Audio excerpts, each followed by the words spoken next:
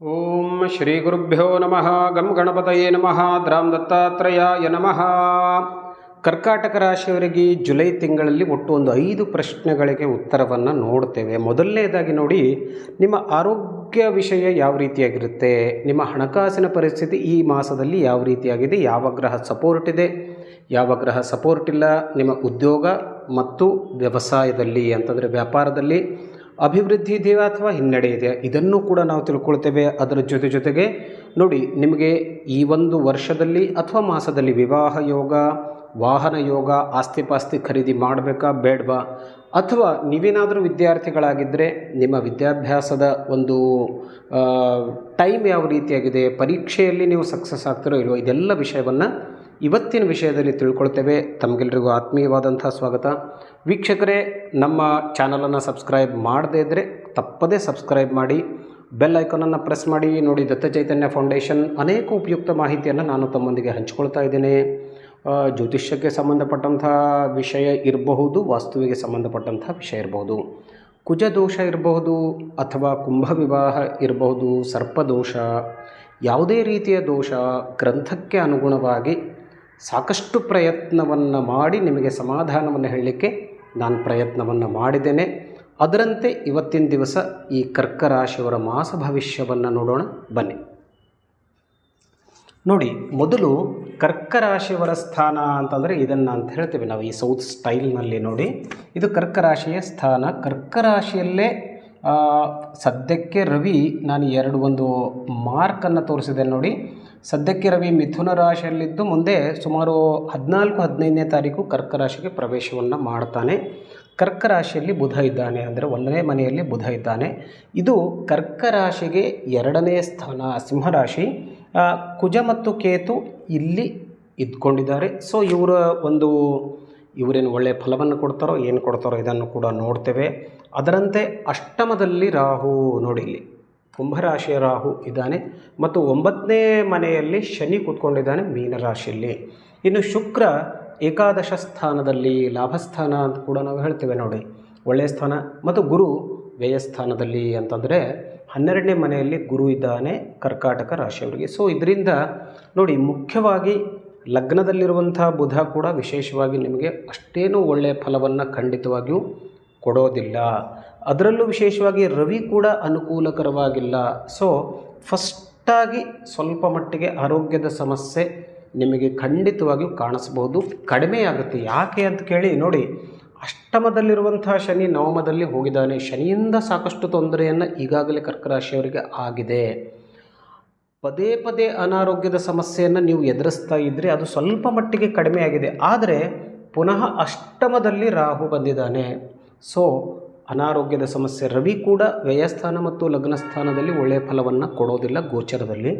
So ಹಾಗಾಗಿ ಈ ರವಿ ಸ್ಥಿತಿ ಮತ್ತು ರಾಹು ಸ್ಥಿತಿಯನ್ನು ನೋಡಿದಾಗ ನಿಮ್ಮ ಅನಾರೋಗ್ಯದ ಸಮಸ್ಯೆ ಇನ್ನೂ ಸ್ವಲ್ಪ ಮುಂದುವರಿಬಹುದು ಅಂತ ನಾವು ಅಂದ್ಕೊಳ್ತೇವೆ. ಇನ್ನು ದ್ವಿತೀಯ ಸ್ಥಾನ ಅಂತಂದರೆ ಇದು ಧನಸ್ಥಾನ ಅಂತ ನಾವು ಕೂಡ ಹೇಳ್ತೇವೆ. ಇಲ್ಲಿ ಕುಜ ಮತ್ತು ಕೇತು, ಕುಜ ಕೂಡ ವಿಶೇಷವಾಗಿ ಒಳ್ಳೆಯ ಫಲವನ್ನು ಕೊಡೋದಿಲ್ಲ. ಸೊ ಇಲ್ಲಿ ನೀವು ಅನಾವಶ್ಯಕವಾದಂತಹ ಖರ್ಚು, ವಿಪರೀತವಾದಂಥ ಖರ್ಚನ್ನು ಕುಜ ಮಾಡಿಸೋದ್ರಿಂದ ಸ್ವಲ್ಪ ಮಟ್ಟಿಗೆ ನೀವು ಜಾಗೃತಿಯಾಗಿ, ಯಾಕೆಂದರೆ 2 ಪಾಪಗ್ರಹಗಳು ಧನಸ್ಥಾನದಲ್ಲಿ ಮುಂದುವರಿತಾ ಇವೆ.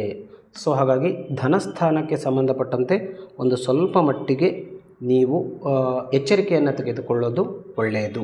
ಅದೇ ರೀತಿಯಾಗಿ ನಾನು ಹೇಳಿದೆ, ಅಷ್ಟಮ ಸ್ಥಾನದಲ್ಲಿ ರಾಹು, ಯಾಕೆಂದರೆ ನಾನು ಧನಸ್ಥಾನ ಕೂಡ ಬಾಧಿತವಾಗಿರೋದರಿಂದ ಅಷ್ಟಮ ಸ್ಥಾನದಲ್ಲೂ ಕೂಡ ಪಾಪಗ್ರಹ ಇರೋದರಿಂದ ನಿಮ್ಮ ಧನಸ್ಥಾನದ ಸಮಸ್ಯೆ ಅಂತಂದರೆ ಹಣಕಾಸಿನ ಅಡಚಣೆ ತೀವ್ರವಾಗಿ, ರಾಹು ಒಂದು ಸ್ವಲ್ಪ ಮಟ್ಟಿಗೆ ಸಾಲಬಾಧೆಯನ್ನು ಕೂಡ ಮಾಡುವಂಥ ಸಾಧ್ಯತೆ ಇರೋದರಿಂದ ಸ್ವಲ್ಪ ಈ 2 ಗ್ರಹಗಳ ಪರಿಹಾರವನ್ನು ಮಾಡಿಕೊಳ್ಳಿ.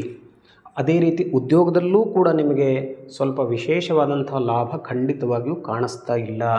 ಇಲ್ಲಿ ನೋಡಿ, ಶನಿಯ ಸ್ಥಿತಿಯನ್ನು ನಾವು ನೋಡಿದಾಗ ಶನಿ ಸ್ವಲ್ಪ ಅಷ್ಟಮ ಸ್ಥಾನದಿಂದ 9ನೇ ಸ್ಥಾನಕ್ಕೆ ಬಂದಾಗ ನಾವು ಸ್ವಲ್ಪ ಮಟ್ಟಿಗೆ ಸರ್ವಸಾಮಾನ್ಯ ಕಾಲ ಅಂತ ಹೇಳ್ತೇವೆ. ಅಂದರೆ ನಿಮಗೆ ವಿಶೇಷವಾಗಿ ಶನಿ ತೊಂದರೆಯನ್ನೂ ಕೊಡೋದಿಲ್ಲ, ಬಹಳ ವಿಶೇಷವಾಗಿ ಒಳ್ಳೆಯ ಫಲವನ್ನು ಕೂಡ ಕೊಡೋದಿಲ್ಲ. ಮೂಲ ಜಾತಕದಲ್ಲಿ ಯಾವ ರೀತಿಯಾಗಿ ಶನಿ ಇರ್ತಾನೋ ಆ ರೀತಿಯಾಗಿ ಫಲವನ್ನು ಕೊಡ್ತಾನೆ. ಇನ್ನೂ 2 ಗ್ರಹಗಳನ್ನು ನಾವು ನೋಡೋದಾದರೆ ನೋಡಿ, ಶುಕ್ರ ನಿಮಗೆ ಸ್ವಲ್ಪ ಮಟ್ಟಿಗೆ ಒಳ್ಳೆಯ ಫಲವನ್ನು ಖಂಡಿತವಾಗಿಯೂ ಕೊಡ್ತಾನೆ. ವೃಷಭ ರಾಶಿಯಲ್ಲಿರುವಂಥ ಶುಕ್ರ ಅಂತಂದರೆ ಸ್ವಸ್ಥಾನದಲ್ಲಿರುವಂಥ ಶುಕ್ರ ಈತ ನಿಮಗೆ ಏನಪ್ಪ ಅಂತಂದರೆ ಒಂದಷ್ಟು ಒಳ್ಳೆಯ ಲಾಭವನ್ನು ಕೊಡ್ತಾನೆ. ಯಾಕೆಂದರೆ ಶುಕ್ರ ನೋಡಿ ವೃಷಭ ತುಲಾ ಅಂತ ಹೇಳ್ತೇವೆ ನಾವು. ತುಲಾ ರಾಶಿ ಅಂತಂದರೆ ನಿಮಗೆ ಚತುರ್ಥ ಸ್ಥಾನ ಕೂಡ ಆಗುತ್ತೆ. ಶುಕ್ರ ಚತುರ್ಥಾಧಿಪತಿ ಮತ್ತು ನಿಮಗೆ ದಶಮಾಧಿಪತಿ ಇರೋದರಿಂದ ಶುಕ್ರ ಒಂದು ಸ್ವಲ್ಪ ಮಟ್ಟಿಗೆ ಅನುಕೂಲತೆಯನ್ನು ಕೊಡ್ತಾನೆ. ಸ್ವಲ್ಪ ಉದ್ಯೋಗಕ್ಕೆ ಸಂಬಂಧಪಟ್ಟಂಥ ಈ ರಾಹು ಕುಜ ಏನೋ ಒಂದು ಸ್ವಲ್ಪ ಡಿಸ್ಟರ್ಬೆನ್ಸ್ ಮಾಡ್ತಾ ಇದ್ದರೂ ಅದನ್ನು ಸ್ವಲ್ಪ ಮಟ್ಟಿಗೆ ಬ್ಯಾಲೆನ್ಸನ್ನು ಮಾಡ್ತಾನೆ. ಆದರೆ ಶುಕ್ರ ಕೂಡ ಅಷ್ಟೇ ನಿಮ್ಮ ಪರಿವಾರಕ್ಕೆ ಸಂಬಂಧಪಟ್ಟಂಥ ಒಂದಷ್ಟು ಖರ್ಚನ್ನು ಮಾಡಿಸ್ತಾನೆ. ಹಾಗಾಗಿ ಸ್ವಲ್ಪ ಮಟ್ಟಿಗೆ ಖರ್ಚಿನ ಕಡೆಗೆ ವಿಶೇಷವಾದಂಥ ಗಮನವಿಟ್ಕೊಳ್ಳಿ. ಯಾಕೆಂದರೆ ಗುರು ಕೂಡ ವಿಶೇಷವಾಗಿ ನಿಮಗೆ ಲಾಭದಾಯಕನಾಗಿಲ್ಲ, ಗುರುಬಲ ಇಲ್ಲ, ಮಧ್ಯಮನಾಗಿದ್ದಾನೆ. ಆದರೆ ಗುರು ಒಂದಷ್ಟು ಒಳ್ಳೆಯ ಫಲ ಅಂತಂದರೆ ನಿಮಗೆ ಒಂದಷ್ಟು ಆಧ್ಯಾತ್ಮಿಕ ಭಾವನೆಯನ್ನು ಜಾಸ್ತಿ ಮಾಡ್ತಾನೆ. ಒಳ್ಳೊಳ್ಳೆ ನೀವು ತೀರ್ಥಯಾತ್ರಾದಿಗಳನ್ನು ಮಾಡಲಿಕ್ಕೆ ಶುರು ಮಾಡ್ತೀರಾ. ಅದರಿಂದ ಮನಸ್ಸಿಗೆ ಶಾಂತಿ ನೆಮ್ಮದಿ ಖಂಡಿತವಾಗಿಯೂ ಇರುತ್ತೆ. ಇನ್ನು ಈ 5 ಪ್ರಶ್ನೆಗಳಿಗೆ ಉತ್ತರ ಅಂತಂದರೆ ನಿಮ್ಮ ಆರೋಗ್ಯದ ಬಗ್ಗೆ ವಿಶೇಷವಾಗಿ ನಿಮಗೆ ಒಳ್ಳೆಯ ಲಾಭ ಇಲ್ಲ ಅಂತಂದರೆ ಸ್ವಲ್ಪ ಮಟ್ಟಿಗೆ ತೊಂದರೆ ಇದೆ. ಹಣಕಾಸಿನ ವಿಚಾರದಲ್ಲೂ ಕೂಡ ಮಧ್ಯಮವಾದಂಥ ಫಲವನ್ನು ಹೊಂದುತ್ತೀರಾ. ಸ್ವಲ್ಪ ಮಟ್ಟಿಗೆ ಉದ್ಯೋಗ ವ್ಯಾಪಾರದಲ್ಲಿ ಸ್ಥಿರತೆಯನ್ನು ಕಾಯ್ಕೊಳ್ಳಿ, ಇದ್ದದ್ದನ್ನು ಮುಂದುವರಿಸಿ, ಅದರಿಂದ ಒಳ್ಳೆಯದಾಗುತ್ತೆ. ಐ ಥಿಂಕ್ ವಿವಾಹ ಯೋಗ, ವಾಹನ ಯೋಗ ಮತ್ತು ಆಸ್ತಿಪಾಸ್ತಿ ಖರೀದಿ. ಯಾಕೆಂದರೆ ಗುರು ಚೆನ್ನಾಗಿರಬೇಕು. ಸ್ವಲ್ಪ ಮಟ್ಟಿಗೆ ಶುಕ್ರ ಚೆನ್ನಾಗಿದ್ದರೂ ಕೂಡ ಗುರು ಪುನಃ ಅಂತಂದರೆ ಕನಿಷ್ಠ ಪಕ್ಷ ಕರ್ಕರಾಶಿಗೆ ಬಂದಾಗ ಅಂದರೆ ಮುಂದಿನ ವರ್ಷ ಸ್ವಲ್ಪ ನಿಮಗೆ ಯೋಗ ಪ್ರಯತ್ನ ಮುಂದುವರಿಸಿ. ಪ್ರಯತ್ನ ಜಾಸ್ತಿ ಆಯಿತು ಅಂತಂದರೆ ಗುರು ಯಾವುದೇ ಸ್ಥಾನದಲ್ಲಿದ್ದರೂ ಕೂಡ ನಿಮಗೆ ಮದುವೆ ಯೋಗ ಬರಲಿಕ್ಕೆ ಸಾಧ್ಯತೆ ಇದೆ. ವಿದ್ಯಾಭ್ಯಾಸ ಮತ್ತು ಪರೀಕ್ಷೆಗೆ ಖಂಡಿತವಾಗಿಯೂ ಅನುಕೂಲ ಇದೆ. ಮತ್ತೆ ಪುನಃ ಭೇಟಿಯಾಗೋಣ. ನಮಸ್ಕಾರ.